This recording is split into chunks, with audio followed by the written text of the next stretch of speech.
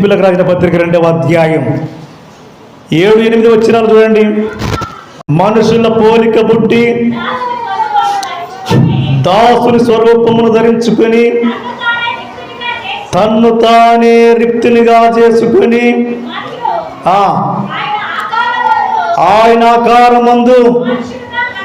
ఆకారమందు మనుషుడిగా కనబడి మరణము పొందునంతగా అనగా శిలువ మరణము పొందునంతగా విధేయత చూపిన వాడై తన్ను తాను తగ్గించుకుని గట్టిగా చప్పట్లు కొడదాం. ఏమంట? ఆయన మనిషా? యేసుక్రీస్తు మానవుడా? కాదు.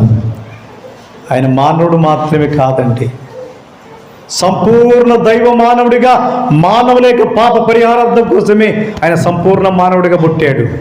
సంపూర్ణ మానవుడు మాత్రమే కాదు, సంపూర్ణ దేవుడుగా కూడా ఆయన ఈ లోకానికి వచ్చాడు.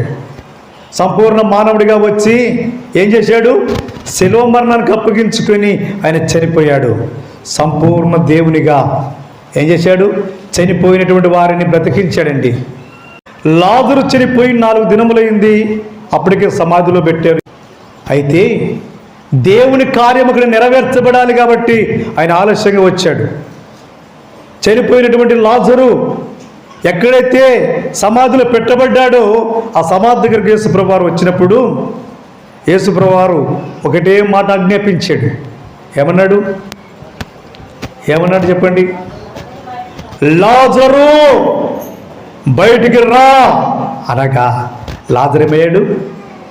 పేత వస్త్రములు చుట్టబడిన వాడే పేత వస్త్రములతోనే బయటికి వచ్చాడండి. గట్టిగా చప్పట్లు కొడుతూ దేవుని మహిమపడతాం. అందుకే యేసు ప్రభువారు ఆకారమందు మనుషుడిగా కనపడ్డాడు, కానీ ఆయన మనుషుడు కాదు. అక్కడ వ్రాయబడి ఉంది, చదవండి ఆ మాట మరొకసారి. పురుషులు చదవండి, బాగుంటుంది. యేసు ప్రభువారు మనుషుల పోలికగా పుట్టి దాసుని స్వరూపమును ధరించుకుని తన్ను తానే రిక్తునిగా చేసుకున్నాడట. అంటే ఆయన మనుషుల పోలికగా పుట్టవలసినటువంటి పని ఏమిటంటే, మనుషులు అప్పటికి ఏమైపోయారంట? అపరాధముల చేత, పాపముల చేత ఏంటంట? చచ్చిన వారే ఉండగా. ఎఫెసీయులకు రాసిన పత్రికలో ఉంది కదా, 2వ అధ్యాయంలో చదివితే, అపరాధముల చేత, పాపముల చేత మీరు చచ్చిన వారై ఉండగా ఆయన మిమ్మల్ని క్రీస్తుతో కూడా బ్రతికించెను అని వ్రాయబడి ఉంది. అందుకే అపరాధముల చేత చచ్చినటువంటి మనలను బ్రతికించడానికి యేసు ప్రభువారు మనుషుని పోలికగా పుట్టాడు అన్నాడు. దాసుని స్వరూపముగా ధరించుకున్నాడు, ఎంతగానో తగ్గించుకున్నాడు భూమి మీదకి. ఇంకా తను తాను రిక్తునిగా చేసుకున్నాడు. 8వ వచనం, మరియు ఆయన ఆకారమందు మనుషుడిగా కనబడి మరణం పొందినంతగా అన్నాడు కదా. ఆయన ఆకారమందు ఎట్లా కనపడ్డాడ? ఆకారమందు ఎలా కనపడ్డాడు? యేసుప్రభువారు మనుషుడుగా కనపడ్డాడు ఆకారమందు. కానీ ఆయన మనుషుడా? కాదు, దైవం. దైవం కాకపోతే లాజరు బయటికి రా అంటే ఎలా వచ్చాడండి?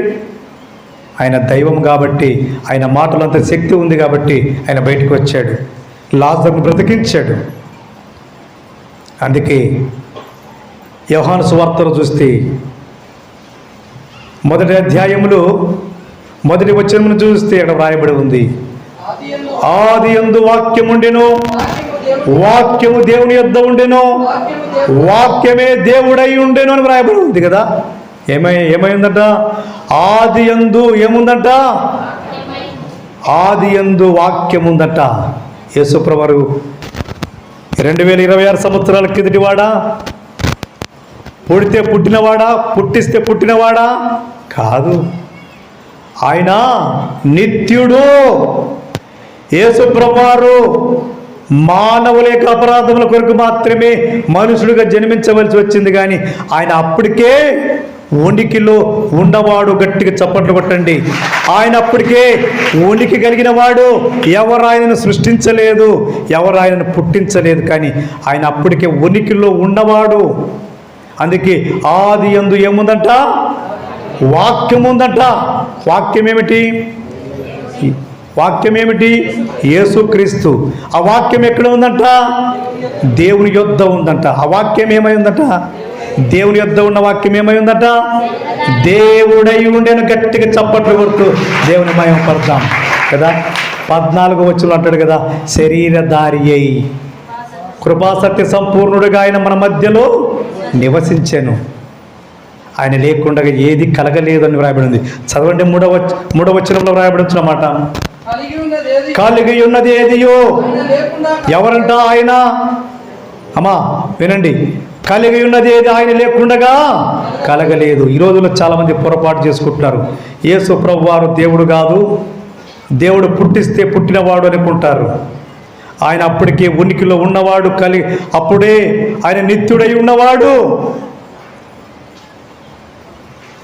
ప్రపంచాలు ఎలా కలిగాయి? ఈ సృష్టి ఎలా కలిగింది? ఈ సృష్టిని సృష్టించిన వారు ఎవరు చెప్పండి? ఆయనే.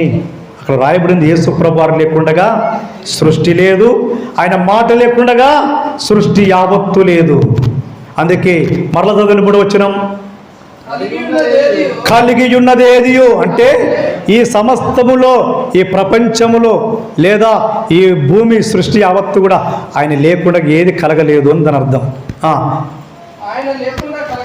ఆయన లేకుండగా ఏది కలగలేదు.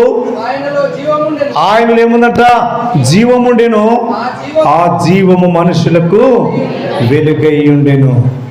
ఎంత గొప్ప మాట, ఎంత గొప్ప అద్భుతం చెప్పండి. అది మనుషులకు జీవాన్ని ఇస్తుంది కాబట్టి ఆ జీవాధిపతి యేసుప్రభు వారి పేరు. ఏం పేరుని? జీవాధిపతి అంటే అర్థం ఏమిటి? ఆయన నిత్యము ఉండేవాడు, జీవులకు అధిపతి, సర్వ సృష్టికి అధిపతి, సర్వ సృష్టికర్త ఆయన అని అర్థం. ఆయన లేకుండా ఏదీ లేదు. ఈ రోజులో తప్పుడు బోధలు వింటున్నారు, తప్పుడు బోధలు వింటున్నారు. చాలామంది బయటకు వెళ్ళిపోతున్నారు. బయటకు వెళ్ళిపోయి తప్పుడు బోధలు విని సంఘాలను గలిబిలి చేస్తున్నారు. తప్పుడు బోధలు వినవద్దండి. బైబిల్ స్పష్టంగా చదవండి, అర్థం కాకపోతే అడగండి. యేసుక్రీస్తు ఏమై ఉన్నాడు? ఆయన నిత్యుడై ఉన్నాడు. ప్రవక్తనుడు యేసయ్య కూడా రాశాడు కదా, 9వ అధ్యాయం 6వ లేఖన భాగంలో, ఏలయనగా మనకు శిశువు పుట్టెనో, ఆయన భుజముల మీద రాజ్యభారం ఉండెనో. ఆయన ఎలాంటి వాడంట? ఆశ్చర్యకరుడు, ఆలోచనకర్త. ఆయన ఎలాంటి వాడంట? బలవంతుడైనటువంటి, ఏమని రాయబడింది? దేవుడు అని వ్రాయబడి ఉంది. ఆయన బలవంతుడైనటువంటి దేవుడు. ఇంకా ఆయన ఎవరంట? నిత్యుడగు తండ్రి కూడా. గట్టిగా చప్పట్లు కొట్టండి. యేసు ప్రభు ఏమైనాడంట? చాలా మందికి అర్థం కావడం లేదు. ఆయన తండ్రి అని కూడా వ్రాయబడి ఉంది. యేసు ప్రభు ఎవరు తెలుసా? నిత్యుడు, నిత్యుడగు తండ్రి. ఈ రోజుల్లో చాలామంది సంఘాలను గలిబిలి చేసుకుని బయటికి లాగుతున్నారు. తోడేలు మన మధ్యకు వస్తున్నాయి, గొర్రెల చర్మాలు కప్పుకొని వస్తున్నాయి, సంఘాన్ని తీసుకుని వెళ్తున్నారు. మా దగ్గర బోధలు ఉన్నాయి రండి అంటున్నారు. మేము బోధలు చెప్తున్నాం, మా క్లాసులు పెడుతున్నాం కదా. క్లాసులు అంటున్నారు, బైబిల్ క్లాసులు అంటున్నారు. కానీ తప్పుడు బోధల్లో మిమ్మల్ని ఇరికించి గలిబిలి చేసి సంఘంలో ఆత్మీయతను చెడగొడుతున్నారు. జాగ్రత్త. ఎక్కడికి వెళ్ళవలసిన పని లేదు. దేవుడు ఒక మంచి ఆత్మీయ సంఘాన్ని దేవుడు మనకిచ్చాడు, ఒక ఆత్మీయ సంఘ కాపురు దేవుడు మనకిచ్చాడు. కాబట్టి నేర్చుకుందాం, ప్రార్థన చేద్దాం, బలం కలిగి ఉందాం.